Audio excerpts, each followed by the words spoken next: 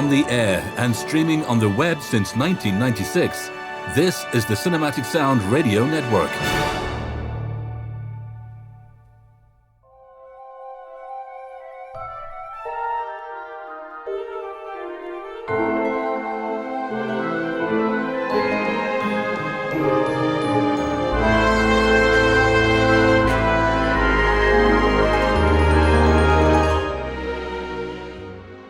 This is Talking Soundtracks with Jason Drury on the Cinematic Sound Radio Network.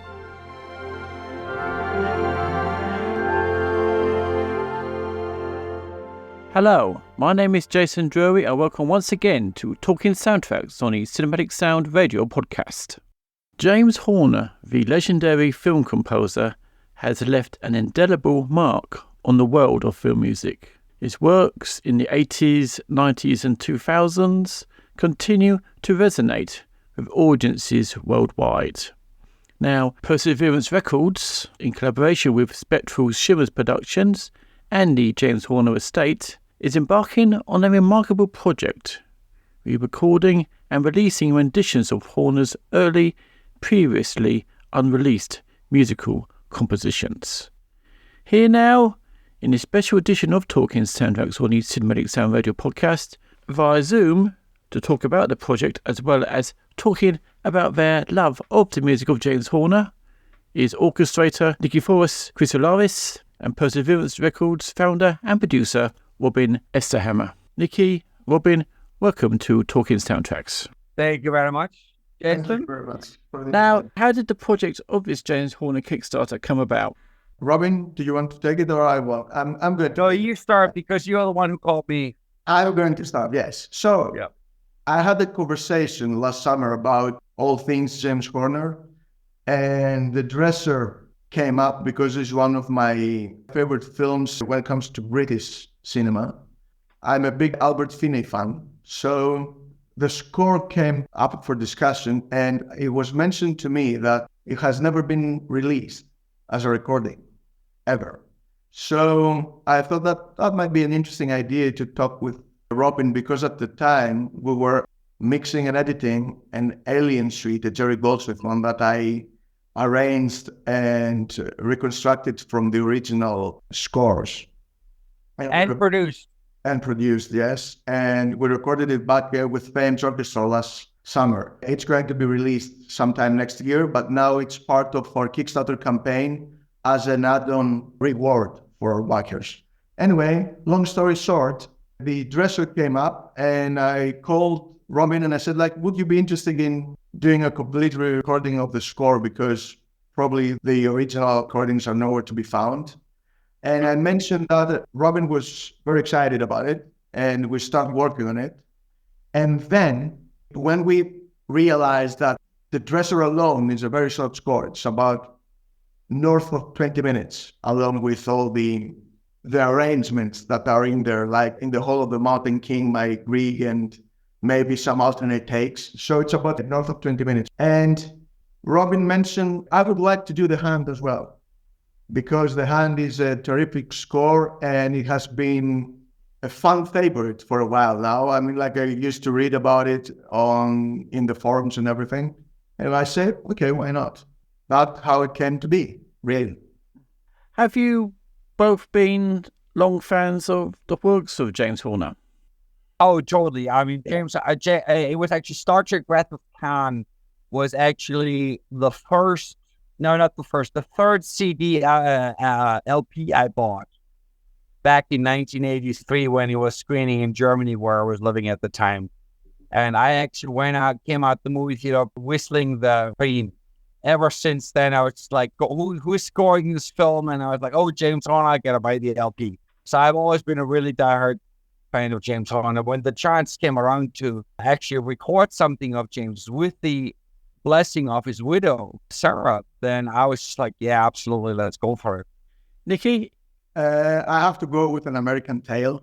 That's because you're 17 years younger than me. Probably. Also because I didn't know at the time, because I used to watch it as a youngster. So I didn't know at the time it was James Horner, but when I realized it was James Horner, I said, okay, now we're talking. And then I have to go with PRAL, Legends of the Fall after that, for which I had the opportunity and the privilege to do the world premiere of the concert suite that was premiered there 2 years now ago in Poland. Those three are, I think, are at the top. Then the Page Master, Land Before Time, all those scores are favorites of mine. But an American Tale, which is probably my first introduction to James Horner.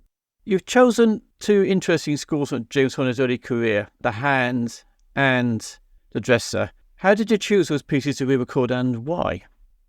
As I previously said, The Dresser came to be because it was a favorite film of mine, and I realized that after a discussion I had that the score has never been released. The Hand, even though I was familiar with the film, it was a favorite of Robin's. So we discussed it. The decision was made based on the fact that, first, none of the scores have never been released. The Hand was also, as I already said, a bucket list for a lot of fans. And also, both of the scores are beautifully written and composed. And I think that they were indicative of James Horner's early work, and it was an introduction to what was about to follow, stylistically speaking. There is a contrast between the two scores. I mean, like, The Dresser is a very short, intimate score. It has this voice soprano solo, which is like a very turmoiled theme. And then on the other hand, pun intended, we have The Hand, which is a much longer score, a very aggressive one, with a lot of hair-raising moments. And it's a fairly large orchestra. It's about 65 people playing, with a lot of contemporary techniques. And we thought it would be very interesting and challenging to record it, because The Dresser is very straightforward. It's about 11 to 13 players, and it's a chamber score. Whereas on the other hand, The Hand has like a lot of audio effects on top of the actual score, which is like, there is a heavy use of echoplex and reverb. And we have like the blaster beam, which is going to be performed by Craig Huxley, who was originally performing it in the score. And it's a very challenging, and I'm currently reconstructing the score. And I have to say that it's not an easy one performance-wise. So it's going to take a lot of effort from the players. It's going to be a challenge for them. But it's a challenging score. I think that's what you're trying to say. It's a challenging score. Yes, I apologize in advance, because English is not my first language. So I understand. You're doing well. You're doing okay. Thank you. That's the main thing about how we came about to choose those scores. And yes, do they have a lot of those James Hornerisms in his music, which really came out throughout his career in these scores, particularly The Hand? I'm still in the process of reconstructing everything, so I can't say with certainty all the James Horner mannerisms, so to speak, are in there, but there are a few. I mean, like, we can find the contemporary techniques we can find back in the Rough Hand later on. I think in Wolfman, we can find some of the techniques right there. And when it comes to The Dresser, it's the melody that really comes to mind. I mean, like, he had a knack for melody. I mean, like, take it all the way down to Legends of the Fall, for example, which is like full of melodies. It's fair to say that we can see a lot of James Horner late 80s, early 90s in those scores. Fascinating. So let's now listen to some mock-ups you kindly gave us to play on this podcast. First, you will hear music from The Hand, and secondly, music from The Dresser.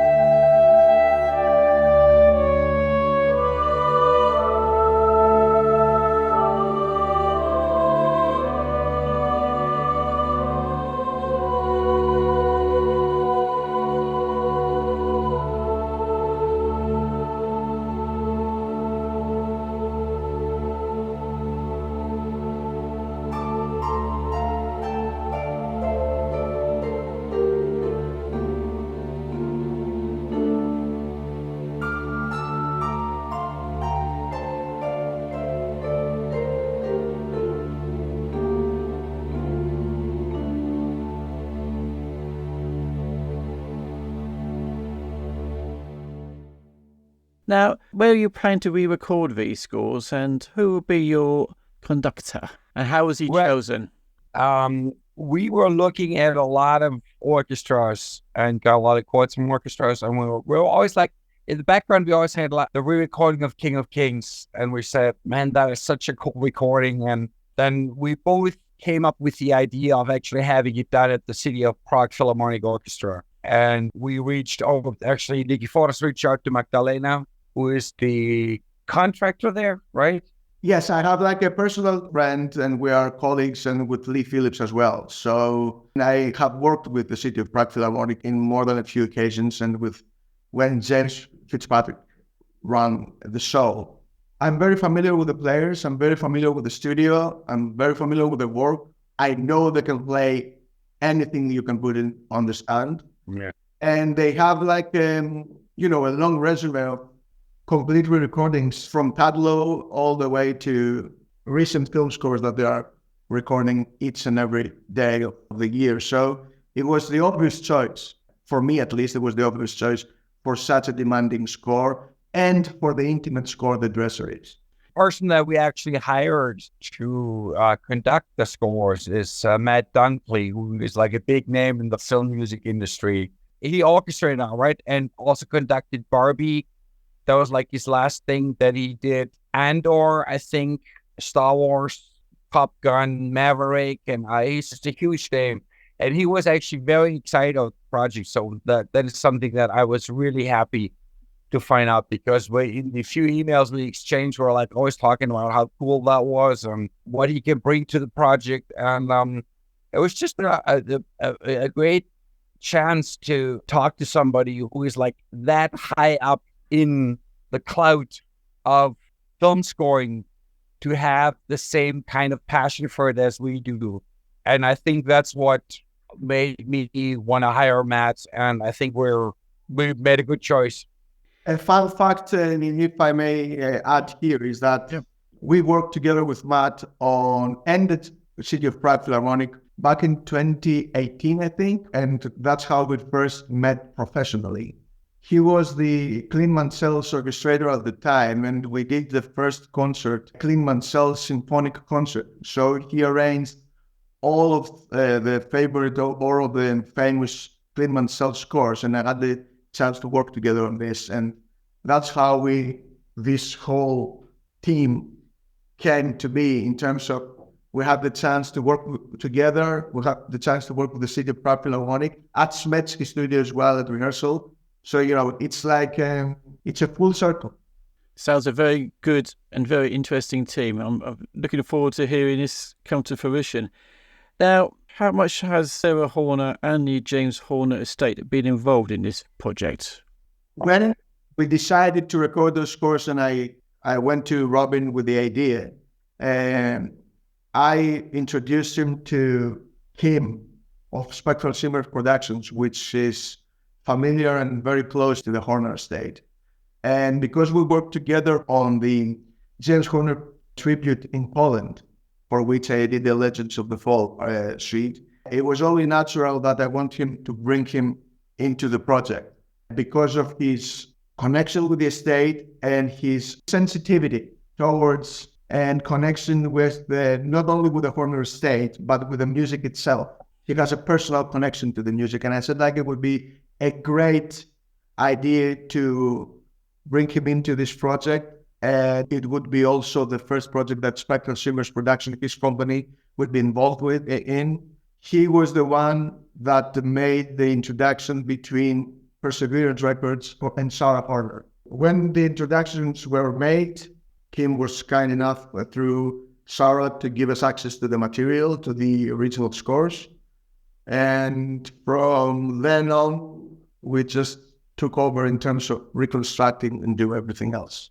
I know that pretty much narrows it down to how we came about to work with the James Horner estate.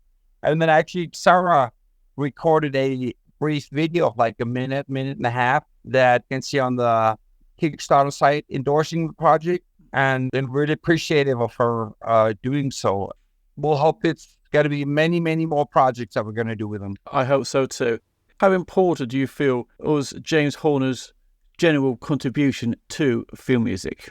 It was absolutely huge. I mean, what he did for melody is amazing. There's not one score that I can think of, even a sort of like an atonal score like Red Heat or Commando. He had a knack to write in melodies that you can still whistle after you've left the theater. It was almost like it was a revolution that he started that brought back the melody to the film scores, because in the 70s it was a lot of like atonal stuff, contemporary music. Those kind of take a little bit of time to get used to. But the music, I mean, Legends of the Fall or Braveheart or Cocoon, I mean, all those have amazing melodies. That's just what I think was really one of his biggest contributions. Nikki? I agree with everything that Robin said. I mean, James Horner really skyrocketed after the Titanic success. I think that up until then, which was 1997 or something? 1998. There was a broad range of style in terms of the way he approached composition. I mean, like Legends of the Fall, yes. We have An American Tale, as I said. We have like The Ant, The Dresser, Wrath of Pan, Aliens, 48 Hours. I mean, like there was a broad range of styles that he brought onto the table. So I think that he was instrumental in, as Robin said, bringing back melody, but also experiment a lot with his scores. And I also, in some cases, I like the simplistic approach. And by simplistic, I don't mean technically, but it sounds simpler. Yet, sometimes it's very complex when you see the score. His contribution is massive. He left us way too early. He had so much to give to the Yeah. Yes, I agree with that. Horner, different phases in his style. He used to be more action-oriented with the Star Trek 2. When it came towards, like, in the 90s, like Legends of the Fall, Braveheart, it's very melodic, very scoring like the emotions of the film more than anything. And I thought after Titanic, it was a bit more action-orientated. I think one of my favourite scores is The Perfect Storm, which is absolutely brilliantly orchestrated and sounds amazing, because it was recorded at Todayao. And it was that sort of feeling that Horner, towards the end of his life, it was getting back to those sort of action-y sort of feels to his music. It was getting very exciting, very interesting. And it was such a shame, as you said, in 2015, he left us way too soon. I think he had a lot more to offer. It was such a shame he left us in such a sad way. He was at a certain age that we say, not peak, but he was like matured stylistically, and he was able to give a lot more to film music. It's like late Jerry Goldsmith. I mean, like if you remember, like in his 60s and early 70s when he left us, he gave us like scores like LA Confidential and The Hollow Man and everything like that, which was fantastic scores. And those are all scores that I might want to add that not only work in the film, they also work great on an album. Because a lot of people always complain about, I can't listen to this, and it's just too, I don't know what the score is about. But they forget that the music was written to be in context with the film and not for release on an album. But James Horner and Hans Zimmer is another one, Jerry Goldsmith, they actually knew how to program an album and how to, I don't know if they composed for it with a soundtrack release in mind. I kind of doubt that.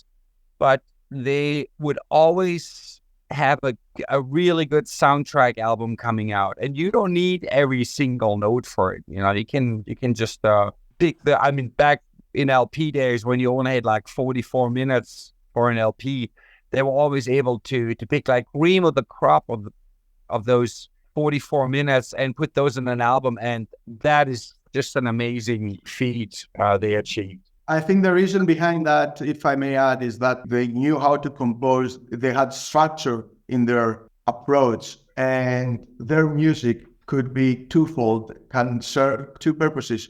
One was the film it was written for, and the other one, there was music that could stand on itself, and it be standalone music, and it makes sense to the listener. So that shows enormous amount of knowledge of the craft and in music composition, because it's not an easy task. It's like Joe Williams, who also could do this, and John Barry and Henry Mancini. So it's not an easy task to do and achieve. Just going back to the hand, James Horner had a wonderful knack of having these very long cues, like 7 or 8 minute cues in one take. Is there anything like that in the hand? No. You got lucky there then. Well, yes. I don't know though, because we haven't decided, and because I'm still reconstructing, and it's a lot of music to be put down on paper. And I don't know if we're going to decide in the end to have certain cues compiled together. Like, for example, you have in other scores, you have 1 or 2 compiled together and done like a 5 or 6 minute cue in the end. Because there are a lot of 26 seconds cues, because it's like a sting here and there. I think that the longest one is about 3 minutes, 50 seconds so far, longest cue, which is not that long. I remember a story that Nick Redmond told me about James Horner when he attended a recording session of Kikuda Return, and Tommy DeDisco was the guitarist, and they recorded the end cue. And his piece was at the very end of the cue. He was petrified. If he got it wrong, he would have to go back to the very beginning again. It was like a 10-minute cue, and so he was absolutely petrified. If he got it wrong, they'd have to go back again, start from the very beginning. And so I know Horner, it was a unique style, Horner, because he loved these very long cues. That turned into symphony movements. Sound wonderful. So yeah, that wonderful gift of the flowing music. And I do remember people saying that he didn't use click a lot. He just used the baton and the mood. He was a very old-fashioned composer in that respect. He wanted to control the music himself, using his hands and not use a lot of click. So he was a very, very gifted composer. No, Alan Silvestri has the same thing. He doesn't even use a baton when he's conducting. There is a sequence in the film towards the end. It's the garage scene that has like 3 parts in the score. So we might as well put them together as a single cue, just not to break the trend of long cues that he preferred to do. And like there are 3 parts in the garage scene, so we may as well. Sure. Now, once these wonderful recordings are complete, when will be the timeline for their release? We are looking to record this one in last 2 weeks in June, I believe.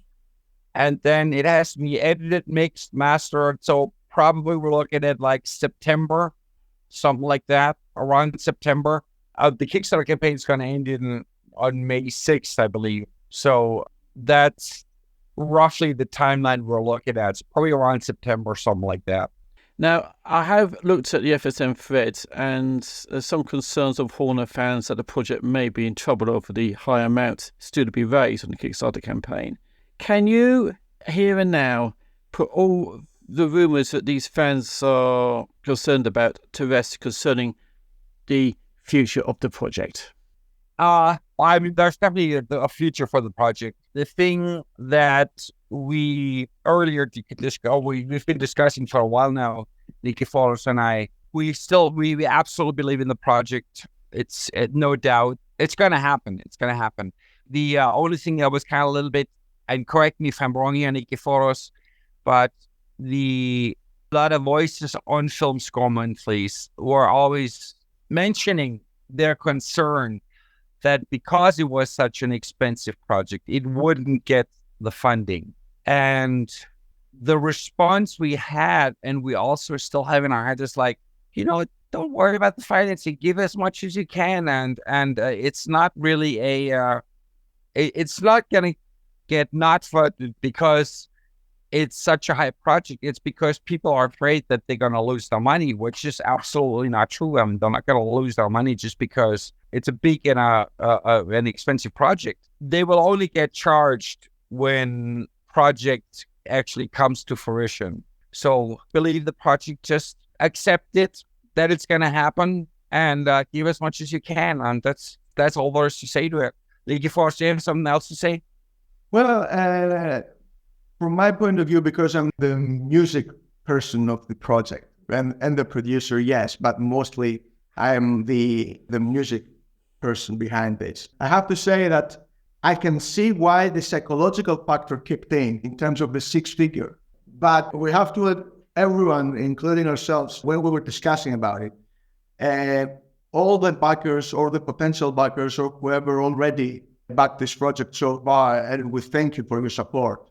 They have to realize that there is no comparison between this project and earlier projects from other labels or whoever did any similar one. Because what we're trying to do here is to record 2 complete scores, which have never been released. It's not a re-recording of something that it's already exists out there on an album or somewhere. It's something that the original recordings are either not available or they will never see the light of day. I'm not the person to talk about it, but I know that with this recording, we will get the chance, every James Horner fan and every film music fan for that matter, to have the chance to listen to the recordings at a pristine quality, performed by one of the best orchestras out there, and with the addition of guest artists like Matt Dunkley on the podium, Craig Huxley and his blaster beam, as he calls it,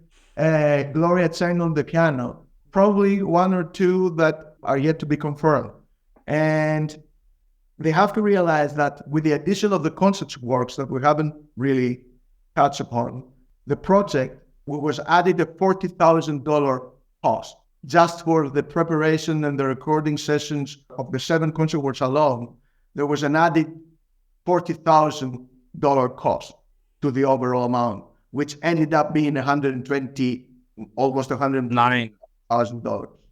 So 128,900. yeah, it's like a 140-minute 2 CD album, and it's going to be a contrast between the film scores, which in themselves they are different between them, and it's an early example of what Horner was about to give to the film music world, and direct contrast with his concert works, which were like student works in the majority of them.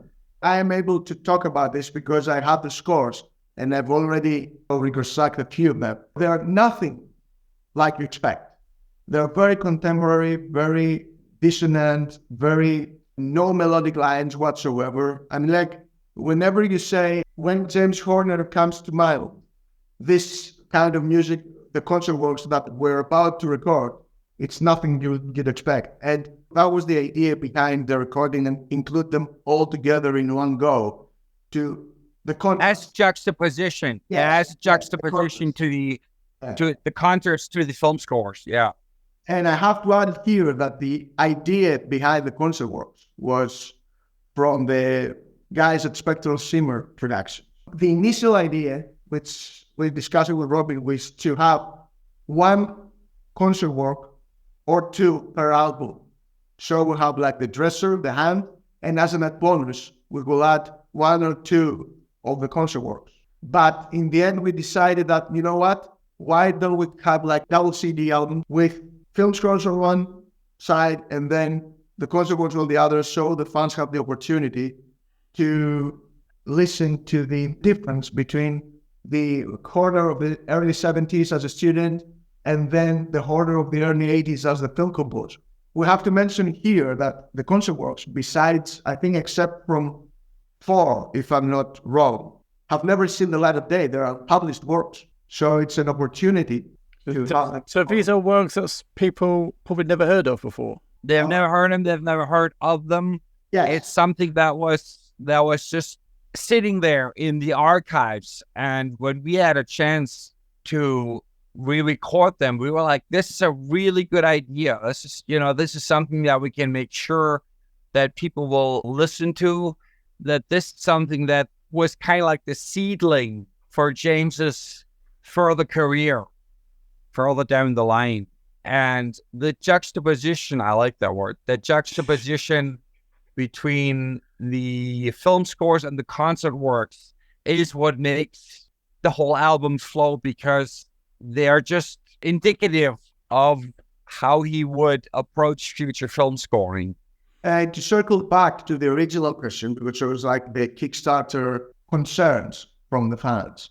I mean, like, as I said at the beginning, there's no point of comparing because there are 2 different things that we're trying to do here. And previous Kickstarter campaigns were basically focused on only film scores. And most of the fans that were discussing about it was like for the recording session themselves. What the Perseverance is covering with this Kickstarter campaign is the entire project, from recording sessions to music prep, reconstruction, guest artists, liner notes, artwork, traveling, and the Kickstarter fees, everything, the 100% is covered through this Kickstarter campaign. We obviously know it's a high amount, but it's been almost 40 days now that the campaign is running. Yeah. And we would like to ask the fans, instead of expressing concerns or voicing concerns, if that's a better choice of words, to actually get behind the project and support it in the best way, to the best of their ability, because that's the only way it will happen. Consider this, if it wasn't, the City of Prague Philharmonic, the Horn State, all those magnificent artists like Mike Dunkley, Gloria Tsang, Craig Huxley, nobody would have said yes if they didn't know that how serious we are about this project. Those are like people and artists at the top of the game and the best of the best, really. So why in any way risk their name, their reputation to be involved in a project that they don't believe in? I don't see the point. We've been working nonstop for the past 4 months. We're obviously reaching out to a lot of companies, colleagues, James Horner colleagues, our very own collaborators and to clientele and whoever we know in order to support this. But it's a time-consuming process. We did issue a response last night, if I'm not wrong, Robin, about this. And we're pretty much covering what we're just now saying. And we're hoping that through this podcast, we'll reach out to a wider audience and they will finally realize that we mean business. And we are very much into this, not for the profit, because let's face it, nobody's getting rich from projects like this. Otherwise, we would have funded ourselves. So nobody gets rich off film music. Yeah, it's for the passion. Well, the composers are, but we're not the composers. James Horner obviously used to do very well and deservedly so. But what we're doing this for the passion of film music. I'm doing it because it's both my work and it's both I'm lucky enough to turn my passion into work, into job. And without people like us, these scores would have never seen the light of day. So the only thing we ask is to support this. We have 3 weeks left. It's a long way to go because we are, I think, at 90% maybe. Well, 9%, yeah. Below 3%. So it's a long way to cover. But I know for sure that if fans want to support it, it will happen. So all we ask is to support it, and you will not regret it. That's my point of view. That's it. Well, it definitely, from that, we can clearly see you're both passionate about this project and want to make it work. And Eric and myself at Cinematic Sound Radio are right behind you guys, and we're just already looking forward to what comes out of it. And we will promote this project to the hilt, and hopefully we'll be at the end of it. We'll hear some wonderful music to play on our show as well at the end of the day, and we will promote that too once it comes out. Nikiforos Chrysoloras and Robin Esterhammer, it's been a great pleasure talking to you. Thank you for joining us today and talking soundtracks, and good luck on this Kickstarter campaign, and hopefully it'll come to fruition, and we wish you every success imaginable. Thank you so very much for the invitation, and we hope to talk to you again with the actual release of the album. Thank you very much, Jason. Also, Gila, thanks for having me. I do hope you've enjoyed my interview with orchestrator Nikiforos Chrysoloras and Perseverance Records founder and producer Robin Esterhammer. I must also mention here that the Talking Soundtracks theme was composed by David Cosina. I'll leave you with another mock-up kindly given to us by Nikki as a Cinematic Sound Radio exclusive for what is intended to be recorded at the end of June by the City of Prague Philharmonic Orchestra conducted by Matt Dunkley. This is a clip from a piece composed by James Horner in 1974 entitled Pentimenti. My sincere thanks again to Nikki and Robin for joining us today in this special edition of Talking Soundtracks on the Cinematic Sound Radio podcast. And to meet again, from me, Jason Drury, is take care and happy listening.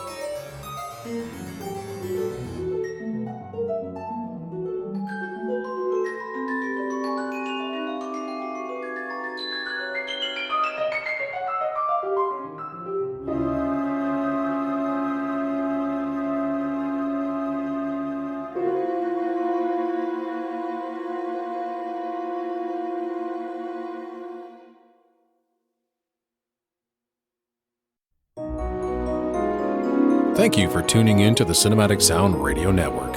I want to thank Tim Burton for providing his voice for all the bumpers and stingers you hear throughout the program, and David Cosina for providing Cinematic Sound Radio's theme music. If you have any questions, comments, or concerns, please email us at cinematicsound@yahoo.com. You can find us on social media at CinSound Radio on Twitter and Cinematic Sound on Facebook. And if you listen to us on Apple Podcasts, please take a moment right now to rate the show and write a brief review. Reviews help introduce potential listeners to the show. And while you're at it, head over to TeePublic to get a Cinematic Sound Radio t-shirt.